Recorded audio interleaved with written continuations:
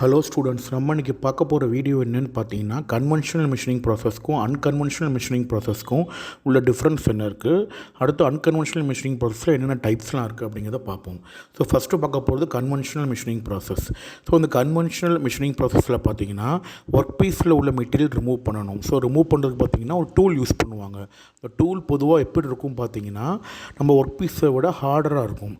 So ரெண்டையுமே contact பண்ணும்போது நம்ம டூலும் ஒர்க் பீஸும் காண்டாக்டில் இருக்கும்போது அதை ஏற்படக்கூடிய ஃப்ரிக்ஷன் காரணமாக நம்மளுக்கு ஒர்க் பீஸ்லேருந்து மெட்டீரியலுங்கிறது ரிமூவ் ஆகும்.